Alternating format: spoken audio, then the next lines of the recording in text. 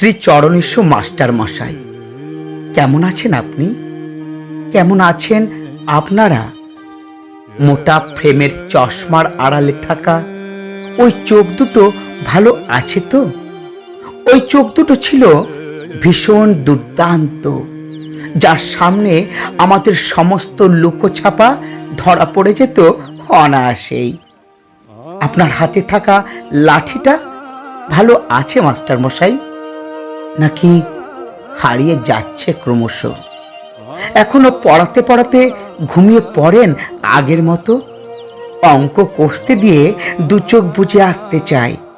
কত হেসেছি, কত টিপ্পনি কেটেছি আড়ালে, কিন্তু কখনো বুঝতে চাইনি মাস্টার মশাইরাও তো মানুষ।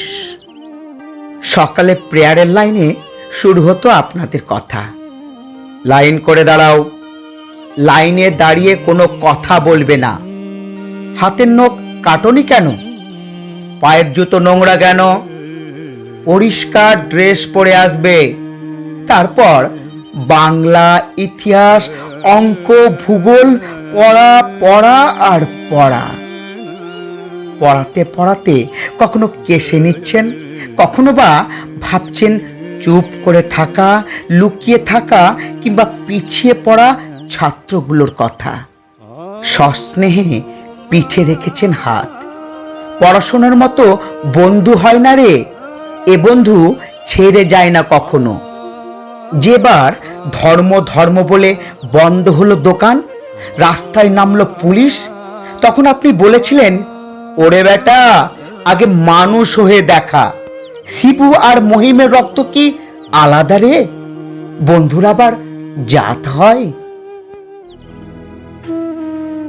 মাসের পর মাস, বছরের পর বছর, যুগের পর যুগ পড়িয়েছেন, বুঝিয়েছেন। পড়াতে পড়াতে আপনার চোখে পড়েছে ছানি।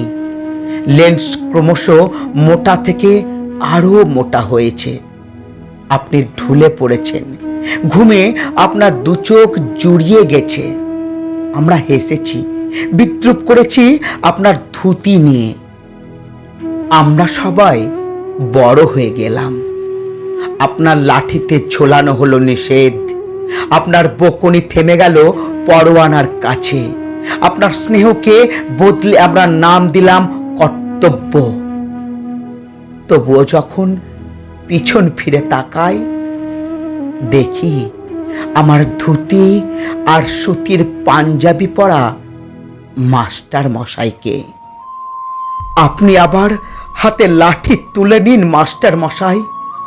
আমাদের পরবর্তী প্রজন্মকে প্রথমেই যে মানুষ বানাতে হবে, মানুষ বানাতে হবে।